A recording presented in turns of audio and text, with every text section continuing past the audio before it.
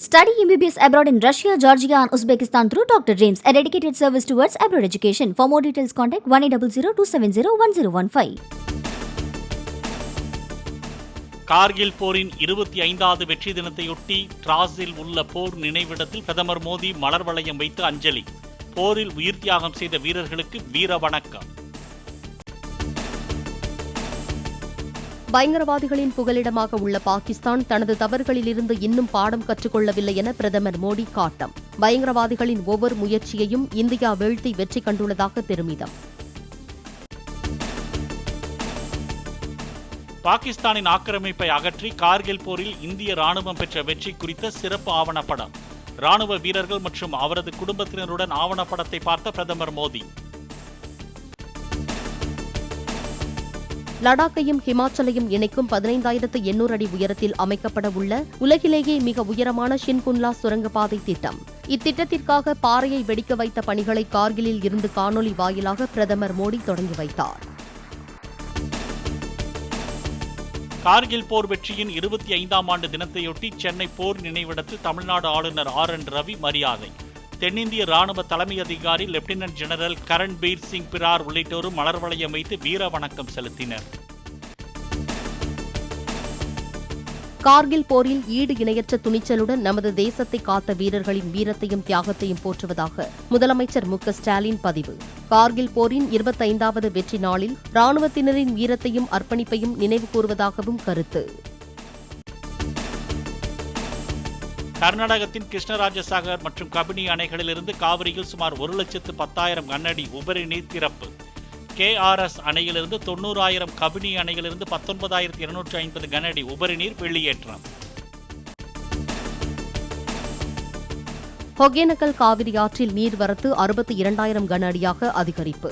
11வது நாளாக பரிசல்களை இயக்கவும் அருவிகளில் குளிக்கவும் தடை நீடிப்பு.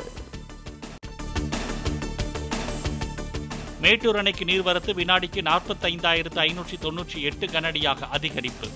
அணையிலிருந்து வினாடிக்கு 1000 கனஅடி நீர் திறப்பு. மசோதாக்களை நிறுத்தி வைத்துள்ள விவகாரம் தொடர்பான பதிலளிக்க கேரளா மேற்கு வங்க ஆளுநர்களுக்கு உச்சநீதிமன்றம் நோட்டீஸ். நீதிமன்றத்திற்கு வழக்கு வரும்போது மட்டுமே மசோதாக்களுக்கு ஒப்புதல் தருவதாக கூறிவிட்டு பின்னர் கண்டுகொள்வதில்லை என மாநில அரசுகள் தரப்பில் வாதம். தமிழ்நாடு முதலமைச்சர் மு.க.ஸ்டாலின் அமெரிக்கா செல்வதற்கு மத்திய அரசு அனுமதி வழங்கியுள்ளதாக தகவல்.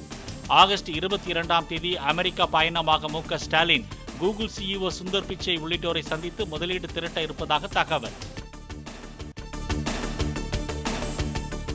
திருப்பூர் நாடாளுமன்ற தொகுதி நிர்வாகிகளுடன் அதிமுக பொதுச் செயலாளர் எடப்பாடி பழனிசாமி ஆலோசனை. நாடாளுமன்ற தேர்தல் முடிவு மற்றும் 2026 சட்டமன்ற தேர்தல் குறித்து இதுவரை 27 தொகுதி நிர்வாகிகளுடன் ஆலோசனை முடிந்துள்ளது.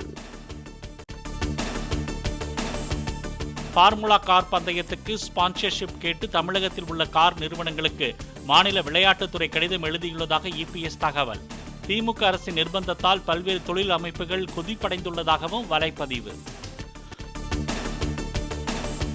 குற்ற வழக்குகள் துறை இயக்குநராக திமுக இளைஞரணி நிர்வாகியாக இருந்த ஹாசன் முகமது ஜின்னா நியமிக்கப்பட்டிருப்பது அதிகார துஷ்பிரயோகம் என அண்ணாமலை விமர்சனம். பல குற்றங்களில் திமுகவினருக்கு நேரடி தொடர்பு இருப்பதாக தெரியவரும் நிலையில் திமுக முன்னாள் நிர்வாகியை நியமித்த நோக்கம் என்ன என்றும் கேள்வி.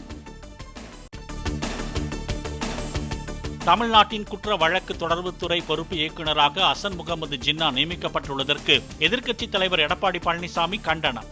சென்னை 1000 விளக்கு தொகுதி திமுக வேட்பாளரான ஜின்னாவை அரசு துறை தலைவராக நியமித்திருப்பது விந்தையானது என்றும் விமர்சனம்.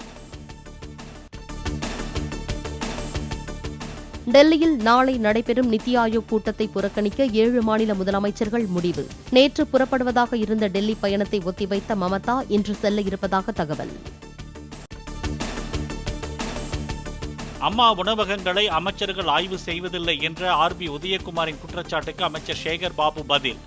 4 ஆண்டுகளாக முதல்வராக இருந்த EPS அம்மா உணவகத்தில் ஆய்வு செய்தாரா என்றும் கேள்வி. டெல்லியில் உள்ள வைகை தமிழ்நாடு இல்லத்தில் 257 கோடி ரூபாய் செலவில் புதிய கட்டிடங்களுக்கு அடிக்கல். சென்னையில் இருந்து காணொலி வாயிலாக அடிக்கல் நாட்டினார் முதலமைச்சர் மு.க.ஸ்டாலின். மாநில தேர்தல் ஆணைய உத்தரவின்படி வரும் 6ஆம் தேதி நடைபெறுகிறது கோவை மாநகராட்சி மேயர் பதவிக்கான தேர்தல். நெல்லை மேயர் தேர்தல் வரும் 5ஆம் தேதி நடைபெற உள்ளதாகவும் மாவட்ட நிர்வாகம் அறிவிப்பு. கேரளாவில் முல்லை பெரியாற்றின் குறுக்கே புதிய அணை கட்டும் திட்டம் இல்லை. மக்களவையில் கேரள எம்பி எழுப்பிய கேள்விக்கு மத்திய இணையமைச்சர் ராஜ்பூஷன் சௌத்ரி பதில். 2018ஆம் ஆண்டு அமித்ஷா குறித்து ஆட்சேபனைக்குரிய கருத்துக்களை தெரிவித்த விவகாரத்தில் தொடரப்பட்ட அவதூறு வழக்கு.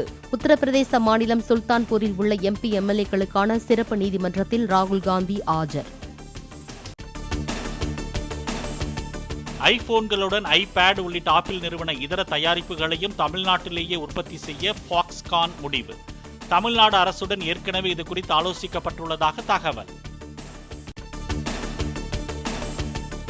சென்னையில் ஆபரண தங்கத்தின் விலை சவரனுக்கு 120 ரூபாய் குறைந்து 51,320 ரூபாய்க்கு விற்பனை.